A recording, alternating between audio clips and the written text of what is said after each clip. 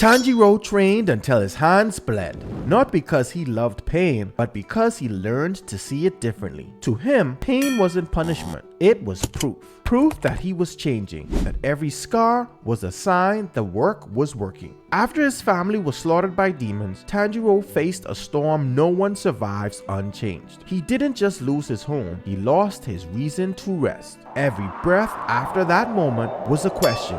Will I break too? Then came Master Urokodaki, a man who believed discipline could rebuild a shattered soul. He gave Tanjiro one command that sounded like madness. Slice a boulder in half. No magic, no help, only a sword and time. Most would call that cruel.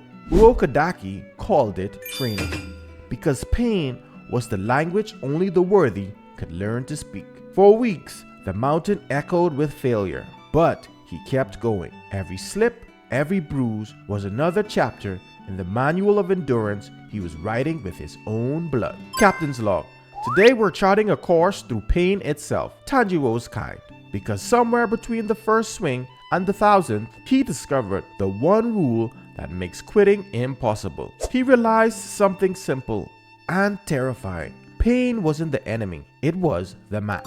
Every time it hurt, it meant he was sailing in the right direction. I remember the first time I broke. Different battle, same lesson. Back then, I thought pain meant stop, but pain was trying to teach me to continue. So, if you ever wondered why some people never quit while the rest of us fold, watch closely. Tanjiro didn't escape the pain, he trained with it. And the rule is the reason he endured when others broke. When Master Urokodaki released him into the mountains, it wasn't punishment, it was collaboration. Each cut on Tanjiro's hands was a coordinate. Pain marked the edges of what his body could take. Most recruits misread that signal. They feel pain and retreat. Tanjiro felt it and recorded it. He learned which stances tore muscle, which breaths burned too shallow. Every sting became feedback, data for the next swing. That's the first lesson of any disciplined life. Pain doesn't mean stop, it means adjust. Repetition is the hammer that forges new instincts. Neuroscientists call it habituation. Stress exposure until your brain stops ringing alarms. Tanjiro's body screamed for rest, yet every swing rewrote that message. The same neural pathway that once shouted danger now whispered growth. That's when training stops becoming torture and starts becoming transformation. And that's the second stage of mastery. You don't fight pain anymore. You train it to work for you. Eventually, the pain stopped interrupting him. It started timing him.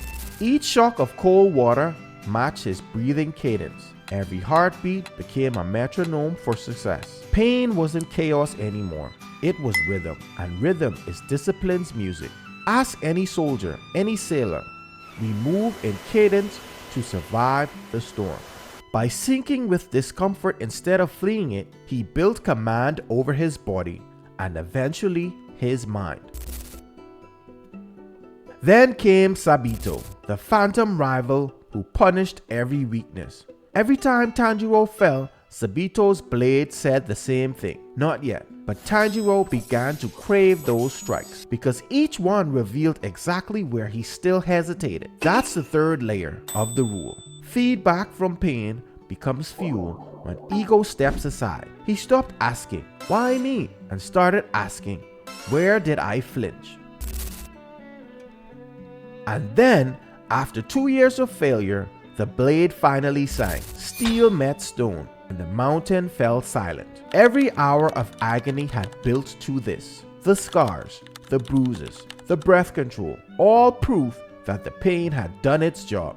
In that instance, Tanjiro's mind rewired completely. Pain was no longer a warning, it was confirmation. Confirmation that change was happening in real time. So when you hit that point where it hurts too much, remember his rule. If it hurts, it's working. The burn means you're forging something unbreakable. So how do you train your own mind like Tanjiro? Here's the system he lived by. 5 steps that turn pain into progress. First, log the pain.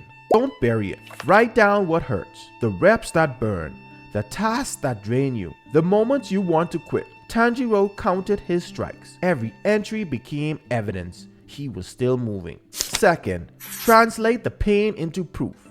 When the burn hits, tell yourself, this is growth happening right now. Your brain ties that message to dopamine, and suddenly, pain becomes progress chemically too. Third, reward repetition. Discipline is built on loops, not bursts. Don't wait for results to feel pride.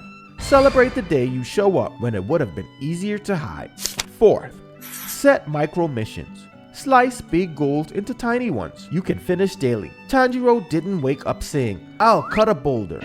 He said, I'll perfect this swing.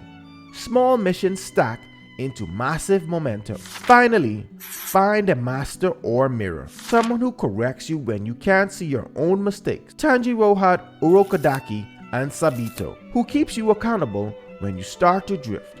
Here's why this system works. When you pair pain with purpose, your brain stops seeing it as danger. It starts tagging that pain with dopamine, the same signal it uses for progress and achievement. That's neuroplasticity in action. Your mind literally rewiring to see hardship as reward.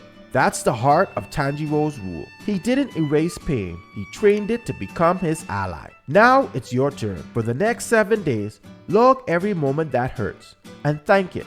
Pain is your progress report. Treat it that way. Want to build discipline like Tanjiro? Join the Starheart Guild on Patreon, a crew of navigators training through their own storms. Inside, you'll get daily discipline missions, accountability check-ins, and a community of warriors who don't quit when it hurts. They log it. I still fail sometimes, but every failure is another bruise that proves I'm still in the fight. That's what the guild is about, learning to sail through the pain together. So if you're ready to turn pain into progress, you know where to find us. Under the glow of stars, we forge our future together. Captain Gio Bravo signing off. Until next time, peace.